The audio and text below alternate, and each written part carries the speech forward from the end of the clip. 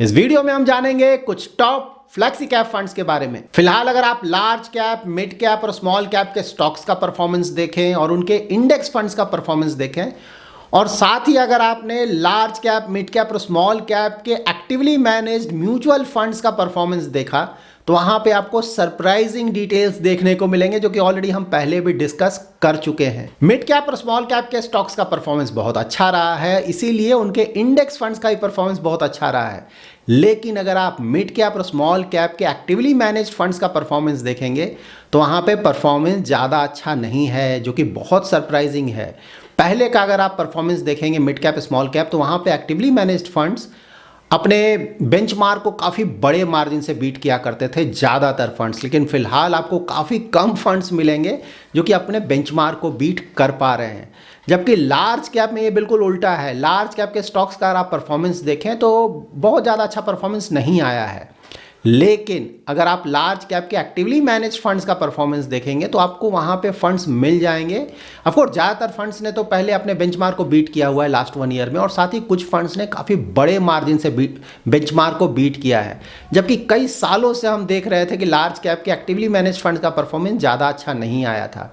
तो यहाँ पे बिल्कुल जो रोल्स है वो रिवर्स हो गया, परफॉर्मेंस बिल्कुल रिवर्स हो गया है। लार्ज कैप के एक्टिवली मैनेज फंड्स का परफॉर्मेंस इंप्रूव हुआ है, जबकि मिड कैप और स्मॉल कैप के एक्टिवली मैनेज फंड्स का परफॉर्मेंस पहले से डाउन हुआ है। देखिए, जब भी परफॉर्मेंस की बात करते हैं हम, तो हम एब्सोल्यूट रिटर्न नहीं देखते। यहाँ पे रिस्क अलग है, रिस्क प्रोफाइल सारे ना large cap, mid cap, small cap का रिस्क प्रोफाइल अलग है। इसीलिए हम बेंचमार्क के रिलेटिव टू बात करते हैं कि बेंचमार्क के मुकाबले रिटर्न्स कैसा है। तो यहाँ पे देखिए, एक और इंटरेस्टिंग पॉइंट ये है कि हमारा जो कि हम रिव्यूज़ करते हैं तो देखते हैं जनरली कि फ्लैक्सी कैप के जो फंड्स हैं वहाँ पे लार्ज कैप का एक्सपोजर बहुत ज़्यादा हुआ करता है, और इसीलिए फ्लैक्सी कैप के फंड्स का ही परफॉर्मेंस कोई बहुत ज़्यादा अच्छा नहीं आ रहा था। लेकिन अगर आप फिलहाल इनका परफॉर्मेंस देखेंगे तो परफॉर्मेंस बहुत अच्छा आया है। ज़्यादातर फंड्स अपने बेंचमार्क को बीट कर पा रहे हैं, और कुछ फंड्स तो बहुत बड़े मार्जिन से अपने बेंचमार्क को बीट कर पा रहे हैं। तो इस वीडियो में हम इन सारे डिटेल्स को चेक करेंगे। यहाँ पे आप 11 फ्लेक्सी कैप फंड्स का डिटेल्स चेक कर सकते हैं। तो इन 11 फंड्स में आपको कुछ अलग दिख रहा है क्या? तो देखिए, ये वैसे फंड्स हैं जो कि या तो नए फंड्स हैं जिन्होंने अभी 3 इयर्स भी कंप्लीट नहीं किया है, या फिर वैसे फंड्स जिनका AUM बहुत छोटा है, 500 करोड़ से भी कम है। ये उस तरह के फंड्स हैं। देखिए, यहाँ पे 3 फंड्स हैं जिनका AUM 500 करोड़ से भी कम है। नावी फ्लेक्सी कैप है, श्रीराम फ्लेक्सी कैप है, और टॉरस फ्लेक्सी कैप फंड है। और बाकी फंड्स को अगर आप देखें तो उन्होंने अभी 3 इयर्स भी कंप्लीट नहीं किया है, न्यू फंड्स है। तो इस तरह के फंड्स को हम अपने फाइनल लिस्ट से रिमूव करते हैं। वो इसलिए करते हैं कि जब ऑलरेडी काफ़ी सारे पुराने फंड्स अवेलेबल हैं जिनका परफॉर्मेंस काफ़ी अच्छा है, ट्राइड एंड टेस्टेड फंड्स हैं, तो फिर हम न्यू फंड्स के लिए क्यों जाएं। लेकिन साथ ही हमें ये भी ध्यान में रखना चाहिए कि अगर किसी ने ऑलरेडी इन्वेस्ट किया हुआ है तो ऑफकोर्स हम इमीडिएटली बेच नहीं देंगे। किसी भी फंड को 2 to 3 इयर्स का टाइम हमें बिल्कुल देना चाहिए। उसके बाद डिसाइड करना चाहिए कि परफॉर्मेंस कैसा है। तो यहाँ पे देखिए, मैंने ऑलरेडी आपको बताया था फ्लेक्सी कैप फंड्स का परफॉर्मेंस बहुत अच्छा चल रहा है। तो देखिए, ज़्यादातर फंड्स यहाँ भी अपने बेंचमार्क को बीट कर पा रहे हैं। सिर्फ सैमको फ्लेक्सी कैप है जो कि बीट नहीं कर पा रहा है, लेकिन यहाँ भी देखिए परफॉर्मेंस खराब नहीं बोलेंगे, बेंचमार्क के आसपास रिटर्न है जो कि चलता है। तो परफॉर्मेंस वाइज अगर लास्ट 1 ईयर का देखें तो परफॉर्मेंस ठीक है। कुछ फंड्स का तो बहुत अच्छा परफॉर्मेंस है, लाइक इन्वेस्को दे, या फिर महिंद्रा मनुलाइफ, निपॉन इंडिया और वाइट ओक का परफॉर्मेंस बहुत अच्छा है लास्ट 1 ईयर में। लेकिन अगर आप वैसे फंड जो कि थोड़े पुराने हैं उनका परफॉर्मेंस देखें, देखिए श्रीराम फ्लेक्सी कैप फंड का परफॉर्मेंस अच्छा नहीं रहा है। लॉन्ग टर्म का परफॉर्मेंस देखें, बेंचमार्क को बीट नहीं कर पा रहा है। टॉरस भी बेंचमार्क को बीट नहीं कर पा रहा है। तो दोनों फंड्स का परफॉर्मेंस अच्छा नहीं है।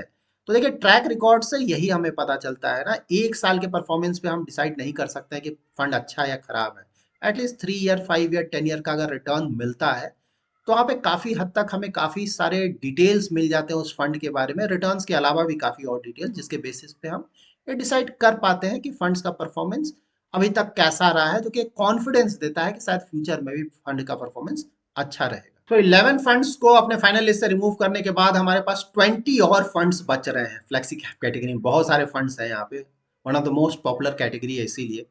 तो यहाँ पे देखिए, सारे फंड्स का आप डिटेल्स चेक कर सकते हैं, लाइक इनका रिटर्न, डायरेक्ट प्लान का 1 ईयर, 3 ईयर, 5 ईयर, 10 ईयर, और साथ ही बेंचमार्क का रिटर्न्स भी देख सकते हैं। सारे रिटर्न CAGR रिटर्न्स है। तो यहाँ पे अगेन मैंने उन रिटर्न्स को रेड कलर से हाईलाइट किया हुआ है जहां की ये अपने बेंचमार्क को बीट नहीं कर पा रहे हैं। तो देखिए, अगर परफॉर्मेंस वाइज देखें, सारे फंड्स में मैं कमेंट कर देता हूं, अगर आपने इन फंड्स में इन्वेस्ट किया है तो बिल्कुल आप ये सुन सकते हैं। आदित्य बिरला देखिए, परफॉर्मेंस अगर देखेंगे 2 होराइजन्स में बीट नहीं कर पा रहा है, 2 होराइजन्स में बीट कर पा रहा है, तो इस तरह के फंड को जनरली हम एवरेज परफॉर्मर बोलते हैं। और axis flexi cap poor performer इसे हम बोल सकते हैं। ऑल्दो लास्ट 1 ईयर में इसका अगर आप परफॉर्मेंस देखेंगे, पहले के मुकाबले बहुत इंप्रूव हुआ है, पहले बहुत ज्यादा अंडर परफॉर्मेंस आ रहा था। तो ऑल्दो अभी भी ये एक पुअर परफॉर्मर है, इस रिटर्न को देखकर हम बोल सकते हैं, लेकिन पहले से परफॉर्मेंस काफी इंप्रूव हुआ है इस फंड का। बंधन का अगर आप देखें तो ये भी बिलो एवरेज है, परफॉर्मेंस अच्छा नहीं है, सारे रेड आपको दिख रहे हैं। बैंक ऑफ इंडिया का परफॉर्मेंस बहुत अच्छा है, वेरी गुड फंड है ये। Canara Robeco flexi cap again average fund है।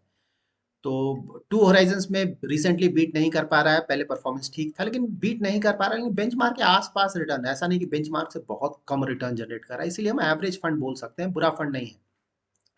नीचे देखें, DSP, एडिलवाइज, फ्रैंकलिन, HDFC, सारे फंड्स का परफॉर्मेंस अच्छा है, या तो गुड फंड्स हैं या फिर वेरी गुड फंड्स हैं। HSBC फ्लेक्सी कैप को भी हम एवरेज फंड बोल सकते हैं, परफॉर्मेंस वाइज 2 होराइजन्स में ये भी बेंचमार्क को बीट नहीं कर पा रहा है। GM फाइनेंशियल का भी परफॉर्मेंस अच्छा है।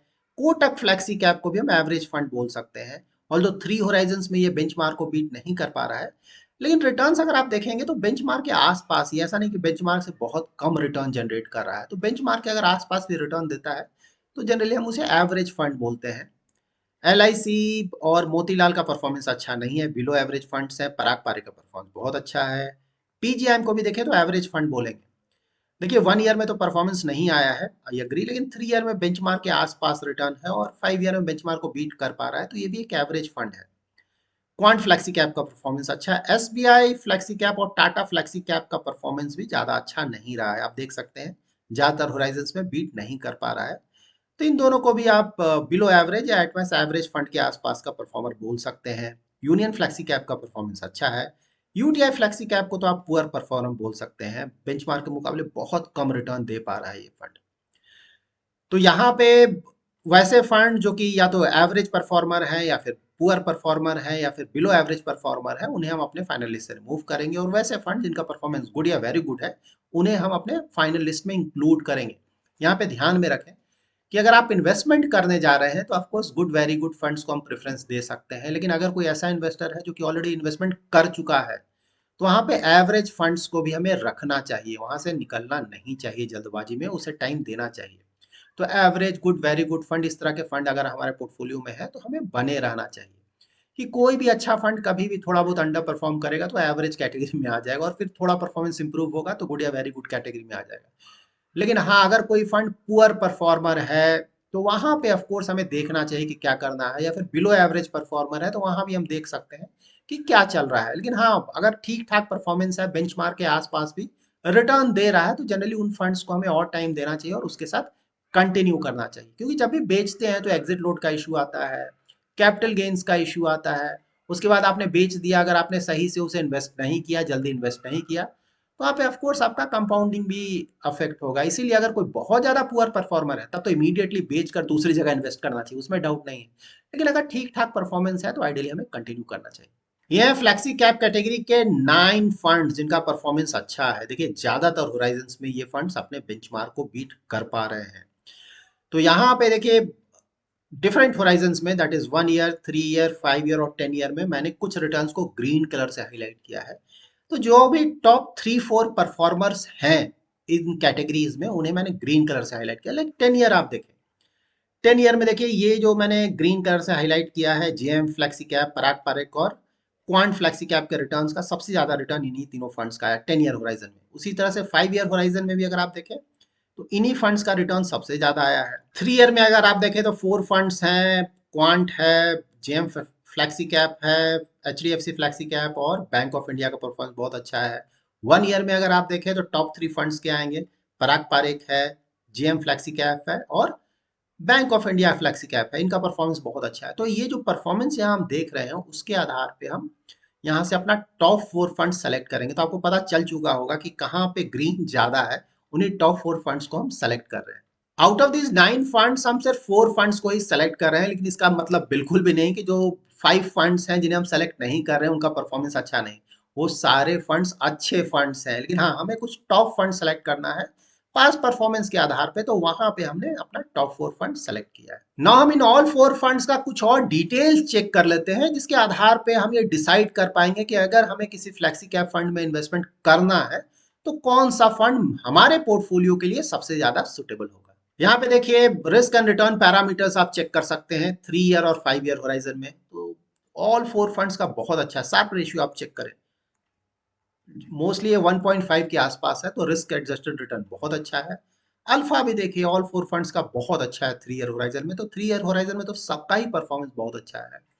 5 ईयर होराइजन में भी देखें तो सारे फंड्स का परफॉर्मेंस अच्छा है, ऑफकोर्स थोड़ा कम ज्यादा है ये अग्री, लेकिन ओवरऑल अगर आप देखें तो इस तरह का शार्प रेशियो अल्फा अगर किसी फंड का है तो उसे अच्छा माना जाएगा। यहाँ पे आप मार्केट कैप एलोकेशन चेक कर सकते हैं कि large cap, mid cap, small cap में किस तरह का एक्सपोजर लिया गया है, बहुत इंपॉर्टेंट है। इससे ही आपको पता चलेगा कि फ्लैक्सी कैप के फंड्स इतना ज्यादा अच्छा परफॉर्मेंस कैसे करने लगे।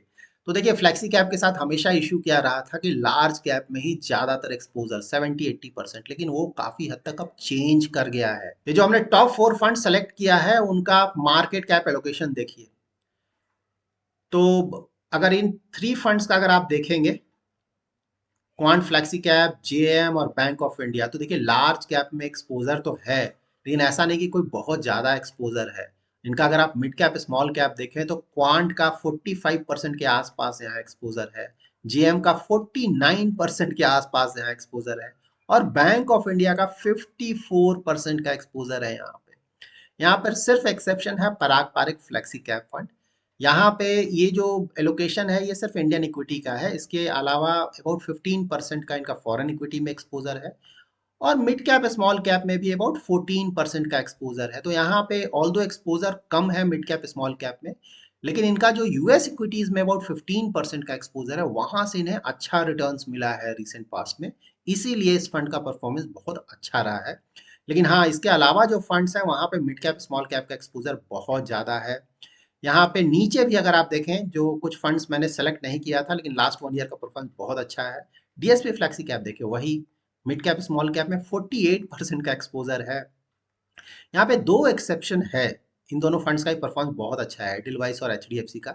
एडिलवाइस में देखें ऑलमोस्ट 72% लार्ज कैप है और मिड कैप स्मॉल कैप में 26% का एक्सपोजर है, लेकिन यहाँ भी थोड़ा बहुत एक्सपोजर तो है। सबसे बड़ा एक्सेप्शन है एचडीएफसी फ्लैक्सी कैप, यहाँ पे 80% का लार्ज कैप है, मिड कैप स्मॉल कैप में सिर्फ 8% का एक्सपोजर है, फिर भी इसका रिटर्न्स अगर आप चेक करेंगे लास्ट 1 ईयर का खासकर तो बहुत अच्छा है। तो यहाँ पे ऑफकोर्स एक पैटर्न तो बिल्कुल दिख रहा है कि ज्यादातर जो फ्लेक्सी कैप फंड्स हैं इनका परफॉर्मेंस काफी अच्छा आया है, उन्होंने मिड कैप और स्मॉल कैप में एलोकेशन बहुत ज्यादा बढ़ाया है। तो पहले के मुकाबले ये बहुत बड़ा चेंज आया है, ज्यादातर फ्लेक्सी कैप के जो फंड्स हैं उनके इन्वेस्टमेंट स्टाइल में उन्होंने चेंज किया है। देखिए फ्लेक्सी कैप फंड का मतलब ही ऐसा है कि बेसिस मार्केट कंडीशन आप अपना मार्केट कैप एलोकेशन चेंज करेंगे among large cap, mid cap और स्मॉल कैप, वही इन्होंने किया है जो कि बहुत अच्छा किया और रिटर्न्स भी आ रहा है। लेकिन हाँ ऐसा नहीं है कि सिर्फ मिड कैप स्मॉल कैप में ही बहुत बड़ा एक्सपोजर लेने से रिटर्न्स आ जाएगा, क्योंकि H D F C flexi cap ने तो मिड कैप स्मॉल कैप में एक्सपोजर काफी कम रखा है, फिर भी इसका भी रिटर्न आया है। बट हाँ जो जनरल पैटर्न वही है कि मिड कैप स्मॉल कैप में ज्यादा एक्सपोजर के कारण रिटर्न ज्यादा आया है। यहाँ पे इन्वेस्टमेंट स्टाइल आप चेक कर सकते हैं इन फंड्स का। पोर्टफोलियो पी देखिए किसी का भी ज्यादा नहीं है, पोर्टफोलियो पी मार्केट से तो सभी का कम है, और क्वांट और बैंक ऑफ इंडिया का तो बहुत ज्यादा कम है, मतलब कि वैल्यू स्टॉक्स बहुत ज्यादा है यहाँ पे। साथ ही जेएम और पराग पारिक में भी आपको अच्छे खासे वैल्यू स्टॉक्स मिल जाएंगे, क्योंकि इनका भी जो पी है ज्यादा नहीं है, मार्केट से कम है इनका पी। एनुअल टर्नओवर देखिए क्वांट तो आपको पता है 364% के आसपास, जेएम का भी बहुत ज्यादा 100% प्लस, बैंक ऑफ इंडिया का भी अच्छा खासा है, लेकिन पराग पारिक तो हमें पता है बाय एंड होल्ड स्ट्रेटजी को फॉलो करता है, इसीलिए काफी कम होता है इनका। Expense ratio bank of India का थोड़ा ज्यादा है रिलेटिवली। क्या देखिए सेक्टर एलोकेशन चेक कर सकते हैं किन सेक्टर्स में ज्यादा एलोकेशन लिया गया, तो वही फाइनेंशियल सेक्टर ज्यादातर आपको पता है, फाइनेंशियल का एक्सपोजर सबसे ज्यादा होता है, सिर्फ क्वांट में अलग है। एनर्जी में इन्होंने काफी बड़ा एक्सपोजर लिया है, क्योंकि रिलायंस में इनका एक्सपोजर बहुत ज्यादा होता है, और रिलायंस के साथ साथ कुछ एनर्जी पीएसयूज में भी इनका एक्सपोजर होगा, इसलिए एनर्जी में ज्यादा है। ये है स्टॉक पोर्टफोलियो।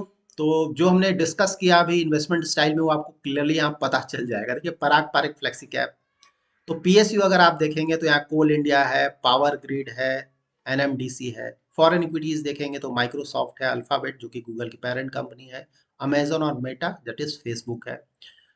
तो यहाँ पे पीएसयूज में अच्छा खासा एक्सपोजर लिया है और यूएस इक्विटीज में भी अच्छा खासा एक्सपोजर है। पराग पारिक के साथ एक अलग डिफरेंशिएशन ये होता है कि यहाँ पे जो स्टॉक्स होते हैं बहुत कॉन्सेंट्रेटेड होते हैं, हर एक स्टॉक में बड़ा एक्सपोजर लिया जाता है। यहाँ पे देखिए ऊपर के स्टॉक्स में कितना ज्यादा एक्सपोजर लिया गया है। क्वांट का अगर आप देखिए अगेन इनका भी पी रेशियो बहुत कम था। तो पीएसयू, हाँ, हिंदुस्तान पेट्रोलियम में देखिए कितना बड़ा एक्सपोजर है, पंजाब नेशनल बैंक में एक्सपोजर है, एसजेबीएन में भी एक्सपोजर है। यहाँ पे देखिए रिलायंस में ऑलमोस्ट 10% का एक्सपोजर इन्होंने लिया, अदानी पावर में भी काफी बड़ा एक्सपोजर है, जियो फिनेंशियल में अच्छा खासा एक्सपोजर है। यहाँ पे जीएम फ्लेक्सी कैप को अगर आप देखेंगे यहाँ भी सेम पीएसयू में इन्होंने भी अच्छा खासा एक्सपोजर लिया हुआ है। स्टेट बैंक ऑफ इंडिया है, बैंक ऑफ बड़ौदा है, आरईसी है, और नीचे का भी अगर आप पोर्टफोलियो देखेंगे तो वहाँ पे आपको एनटीपीसी, कोल इंडिया और भारत हेवी इलेक्ट्रिकल्स मिल जाएगा।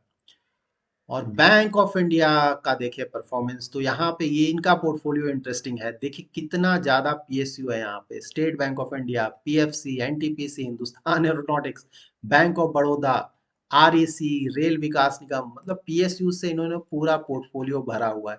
इसीलिए इनका जो 1 और 2 ईयर का परफॉर्मेंस देखेंगे, 3 ईयर का बहुत ज्यादा रिटर्न्स आया। कटसी पीएसयू ऊपर भी देखें, Nippon India ETF, PSU bank 20 में इन्होंने। अभी हमने फ्लेक्सी कैप फंड्स का जो परफॉर्मेंस चेक किया है उससे देखिए दो बातें तो क्लियरली हमें पता चलती हैं जिसके कारण इनका परफॉर्मेंस बहुत अच्छा है। फर्स्ट है, ज़्यादातर फंड्स ने मिड कैप और स्मॉल कैप में एक्सपोजर काफ़ी ज़्यादा रखा हुआ है, तो वो एक बहुत बड़ा रीज़न है। और मिड कैप स्मॉल कैप के जो स्टॉक्स हैं उनका परफॉर्मेंस अच्छा आया भी है, तो इसलिए बहुत हाई रिटर्न्स है। दूसरा रीज़न है कि जो भी टॉप परफॉर्मर्स हैं जिनका हमने परफॉर्मेंस चेक किया है वहाँ पे पीएसयू स्टॉक्स का एक्सपोजर बहुत ज़्यादा है, इसीलिए उनका पोर्टफोलियो पी भी काफ़ी कम है। और पीएसयू स्टॉक्स का भी परफॉर्मेंस रिसेंट टाइम्स में बहुत अच्छा आया है। तो देखिए यहाँ पे एक बात एज ए इन्वेस्टर हमें हमेशा ध्यान में रखनी चाहिए कि अभी देखिए मिड कैप स्मॉल कैप अच्छा कर रहे हैं, अभी पीएसयू स्टॉक्स अच्छा कर रहे हैं, तो इन्होंने काफ़ी ज़्यादा एलोकेशन वहाँ लिया हुआ है, इसलिए परफॉर्मेंस भी बहुत अच्छा आया। लेकिन फ्यूचर में देखना होगा कि क्या मिड कैप स्मॉल कैप का परफॉर्मेंस कंटिन्यू रहता है, क्या पीएसयू स्टॉक्स का परफॉर्मेंस कंटिन्यू रहता है, क्योंकि यहाँ पे वही फंड मैनेजर कंसिस्टेंटली अच्छा परफॉर्मेंस दे पाएगा जो कि टाइम के साथ अपना एलोकेशन चेंज कर ले। क्योंकि हमेशा मिड कैप स्मॉल कैप अच्छा नहीं करेंगे, फिर लार्ज कैप भी वापस आएंगे, उनका परफॉर्मेंस भी वापस आएगा। तो कौन वो सही से ट्रांजिशन लेता है मिड कैप स्मॉल कैप से फिर लार्ज कैप में थोड़ा एलोकेशन बढ़ा लेता है। उसी तरह से पीएसयू स्टॉक्स हमेशा ही इतना अच्छा परफॉर्मेंस नहीं देंगे, इनका भी परफॉर्मेंस डाउन होगा। तो परफॉर्मेंस डाउन होने से पहले या फिर जब शुरुआत हो उस समय कौन अपना पीएसयू स्टॉक्स का एक्सपोजर कम करता है, इन सभी चीज़ों पे इन फंड्स का परफॉर्मेंस डिपेंड करेगा। जो फंड मैनेजर या फंड हाउस जो ये चीज़ें सही से कर पाएंगी वही कंसिस्टेंट परफॉर्मेंस फ्यूचर में जनरेट कर पाएंगे। So that's it in this video. अगर आपका कोई इन्वेस्टमेंट रिलेटेड क्वेरी है और आप phronesis investor academy YouTube channel के सब्सक्राइबर हैं तो कल सैटरडे है, शाम को मैं 7:30 to 8:30 PM यूट्यूब पे लाइव आता हूँ एवरी सैटरडे। तो कल का लाइव स्ट्रीम आप ज्वाइन कर सकते हैं और अपना क्वेरी पूछ सकते हैं। Thanks lot for watching.